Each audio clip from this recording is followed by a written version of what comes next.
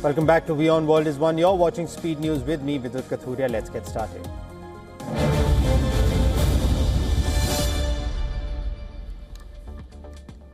Russian President Vladimir Putin will kick off a two-day visit to India today, with PM Narendra Modi set to host a dinner for him upon his arrival in New Delhi. The summit will focus on defense, trade and energy cooperation. The visit underlines the importance of the strong Russia-India ties, which date back to India's pre-independence days.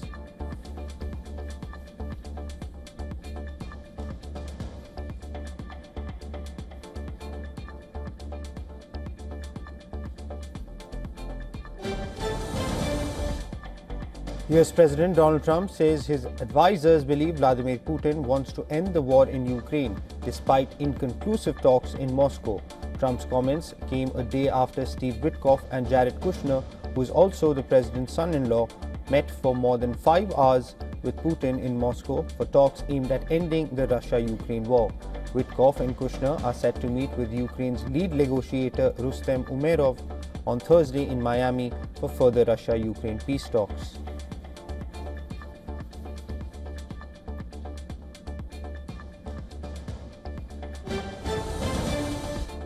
US President Donald Trump says Phase 2 of his Gaza peace plan is going to happen pretty soon, even as the latest Israeli strike put more pressure on an already fragile ceasefire.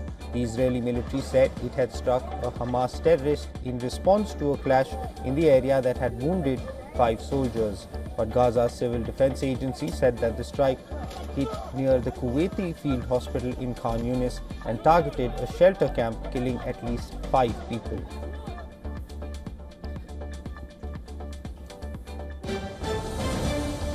In a significant development in West Asia, civilian representatives of Israel and Lebanon held face-to-face talks for the first time in decades.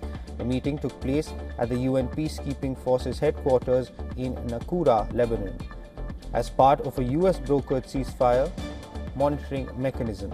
The talks aimed at reducing tensions between the two countries following a year-long war between Israel and Lebanese militant group Hezbollah. However, Lebanon's premier emphasized it does not signal wider peace talks.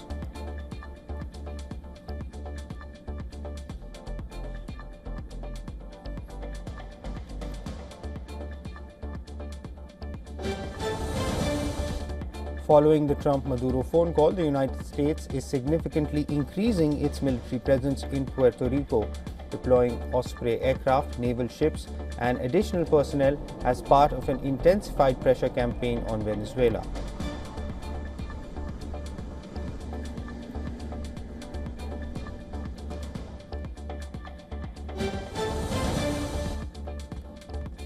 King Charles welcomed German President Frank-Walter Steinmeier at a grand banquet in Windsor, marking the first UK state visit by a German head of state in nearly 3 decades. The two leaders praised the strong ties between their nations. King Charles, speaking partly in German, hailed their special friendship, noting that the two countries stood together in supporting Ukraine and addressing global challenges, having built an honest friendship from acknowledging their shared difficult past. The banquet, attended by Queen Camilla and other dignitaries, concluded the first day of Steinmeier's 3-day visit. The Pentagon's Inspector General report has found that War Secretary Pete Hegseth's use of the commercial messaging app Signal to discuss planned strikes against Yemen's Houthi militants could have endangered US military personnel and the mission if the information had been intercepted. The report noted that while the information shared was derived from classified material, the Inspector General did not find Hegseth improperly declassified the material, as the Secretary has the ultimate authority to do so. The controversy, dubbed Signalgate, emerged after a journalist was inadvertently added to a Signal group chat where Hegseth and other top officials shared specific operational details before the strikes were executed. Congressional Democrats have released images and 14 short videos of convicted sex offender Jeffrey Epstein's former island home. Little St. James. The photographs depict the luxurious nature of the US Virgin Islands state, including a large villa and an outdoor swimming pool, the alleged location where he forced underage girls into sex with influential figures. However, the release does not significantly advance the complex scandal. The Department of Homeland Security has launched a significant immigration enforcement surge in New Orleans neighborhood dubbed Operation Catahoula Crunch. U.S. Customs and Border Protection agents led by Chief Patrol Agent Gregory Bovino are conducting operations as part of the federal crackdown. The operation's start comes just one day after President Donald Trump announced plans to send National Guard troops to the southern U.S. city, marking an intensification of federal presence in the area. The DHS stated that the Operation Catahoula Crunch specifically targets individuals described as criminal illegal aliens who were allegedly released into the community due to local sanctuary policies. I want everyone on that curve right there. Texas state authorities find 23 undocumented migrants hidden in a truck on the US-Mexico border as the Trump administration presses its crackdown on illegal immigration. The driver claimed to be traveling alone, but migrants from El Salvador, Guatemala, Honduras, Nicaragua, and Mexico were inside the truck. A statement by the Texas Department of Public Safety said, adding that the migrants had been handed over to the US Border Patrol.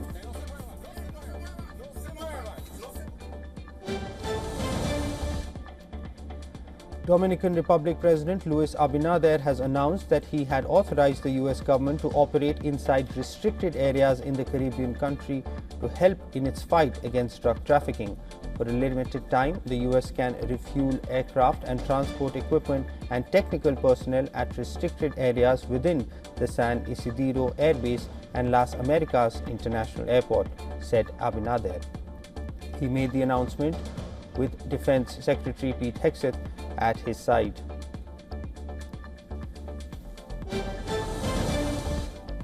The Mexican Senate has appointed Ernestina Godoy as the new Attorney General following Alejandro Gertz's abrupt departure from office. The shake-up in the nation's top law enforcement position comes amid reported significant policy differences between Gertz and Monero and President Claudia Sheinbaum concerning the coordination and implementation of the government's anti-crime strategy.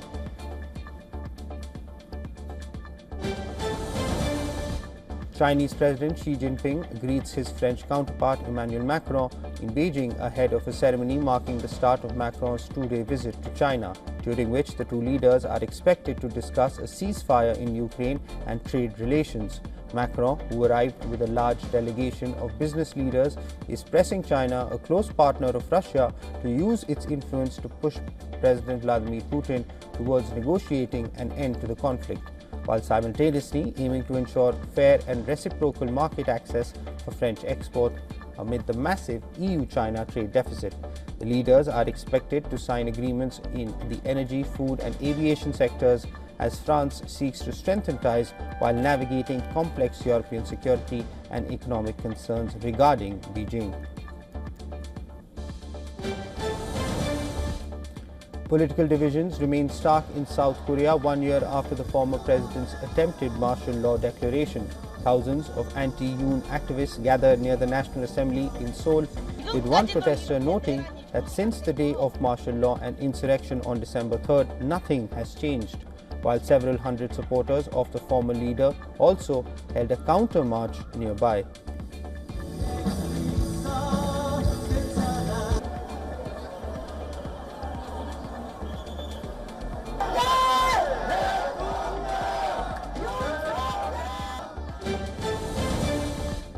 Peru has extended a 30-day state of emergency in its capital Lima and the port city of El Callao, effective on November 21st, to combat rising rates of homicide and extortion. The emergency measure, published in the official gazette, restricts constitutional rights, allowing police to enter homes and detain individuals without a warrant, and prohibits mass gatherings, even as protests against interim President Jose, Jerry and informal miners continue.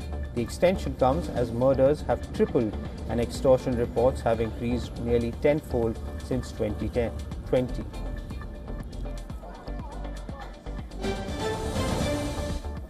The Indian government is ramping up its rescue and relief efforts under Operation Sagar Bandhu to assist Sri Lanka following the devastation unleashed by Cyclone Ditwa that has claimed 474 lives, with over 366 still unaccounted for. According to the Ministry of External Affairs, an Indian Air Force C-17 aircraft delivered a Bailey bridge and 500 water purification kits. The bridge will help restore road connectivity in areas cut off in the wake of the cyclone. The aircraft earlier lifted a parafield hospital with equipment and 73 personnel from Agra to Colombo. IF Mi-17 helicopters transported 8,250 kg of essential supplies and evacuated 60 survivors and 5 children.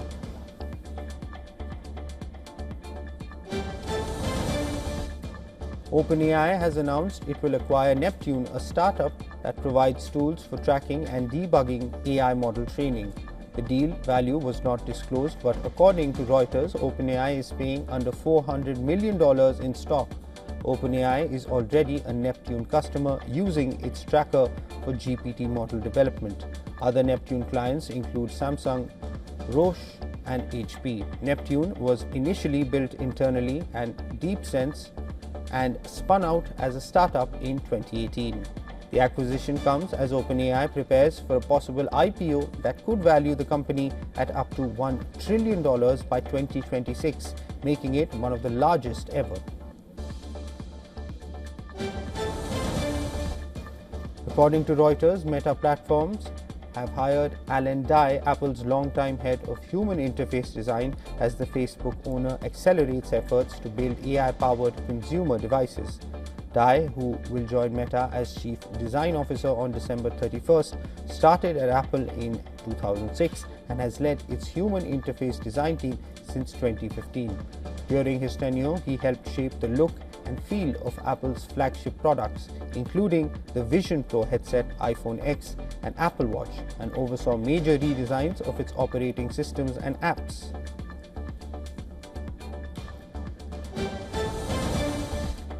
Australian telecom company Optus has fully restored its national broadband network services in Brisbane and other affected areas of Queensland following a recent outage. The outage on Wednesday left almost 100,000 Optus customers across Brisbane and southeast Queensland unable to dial 000, Australia's emergency number, after an NBN disruption. The outage also prevented some landline users from reaching emergency services. Media outlets reported that a spokesperson of the company told Brisbane Radio the disruption had been caused by a network server failure.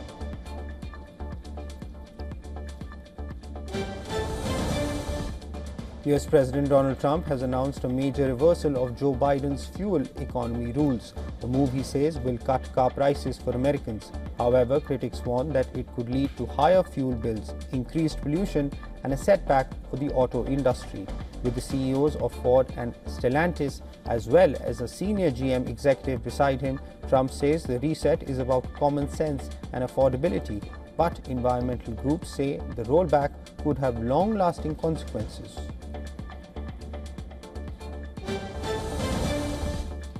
Asian markets opened mixed on Thursday. A weak US economic data fueled hopes for a Federal Reserve cut. The dollar fell to a 5-week low, boosting export-oriented stocks across the region. Japan's Nikkei 225 rose more than 1%, while broader Asia-Pacific shares outside Japan slipped, with South Korea and New Zealand seeing modest losses. Investors remain cautious as markets react to global economic uncertainty and central bank signals. In the US, stocks climbed, with the Russell 2000 jumping 1.9% and the S&P 500 extending gains after job data disappointed. Analysts say markets will be watching coming economic data, including inflation and consumer spending, for clues on the Fed's next rate move. Volatility is expected to continue into the end of the year.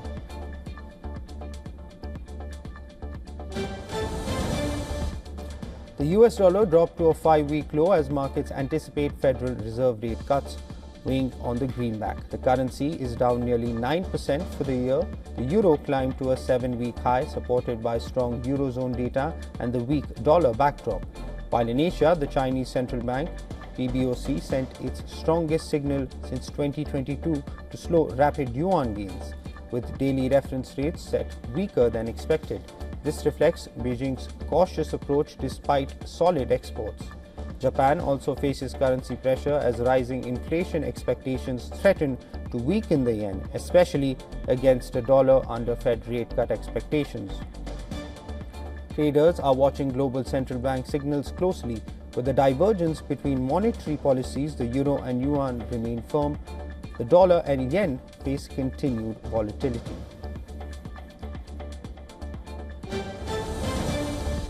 Global shipping rates have soared as much as 467% this year, upending trade across key commodities from energy to bulk ores. The spike in freight costs has created turbulence in supply chains, with importers and exporters struggling to move goods efficiently. Analysts warn that the surge could push up consumer prices, adding to inflation pressures in markets around the world. Companies are now exploring alternative routes and revised logistics strategies to mitigate the impact on operations and profits. With holiday season shipping demand expected to peak, the pressure on global freight markets may intensify in the coming weeks. Markets are watching whether shipping costs will stabilize or continue to climb as demand outpaces available vessel capacity.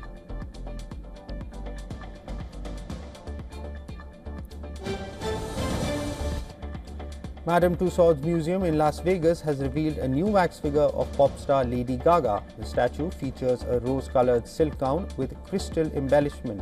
It also includes detailed replicas of the singer's tattoos. The look is inspired by Gaga's jazz and piano residency in Las Vegas. The show ran from January 2019 to July 2024. The wax figure will be open to the public from December 5th.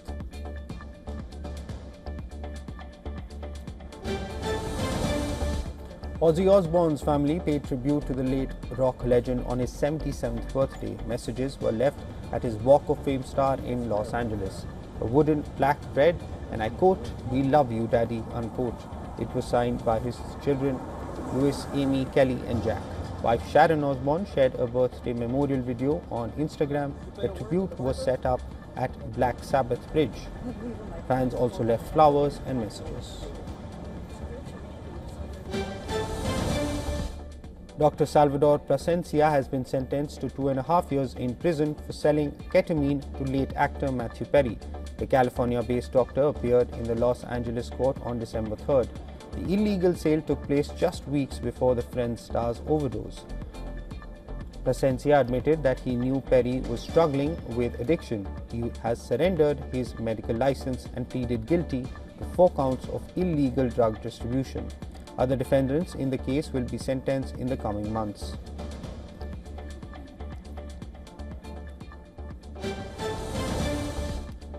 The coastal city of Jeddah is ready for the Red Sea International Film Festival. The 5th edition of the festival is set to open today. Red carpets, banners and light displays now line the fine streets. Final preparations are underway at the main venue. The festival is being held in the UNESCO-listed Al Balad district. It attracts filmmakers and audiences from around the world. The event will run from December 4th to December 13th. Fashion powerhouse Chanel staged a dramatic runway show in New York City. Creative director Matthew Blasey hosted the show on a real subway platform. The event took place inside Manhattan's Bowery Station. This marks Blasey's first Métier d'Art collection for Chanel. The annual show honors Chanel's artisan craftsmanship. Models wore classic suits, tweed coats and flowing black capes. Some even paired Chanel with I Love NY t-shirts. The collection celebrated craftsmanship with a New York twist.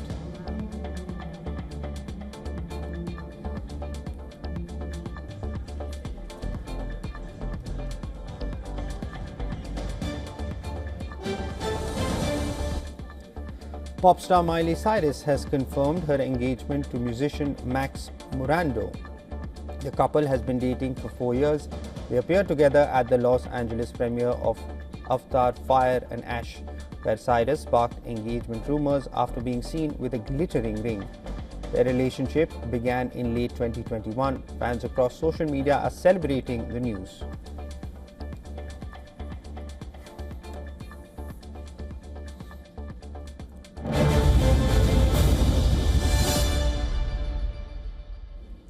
That's it on this edition of Speed News. News and updates will continue on the other side of this short break. Keep watching WION World is One.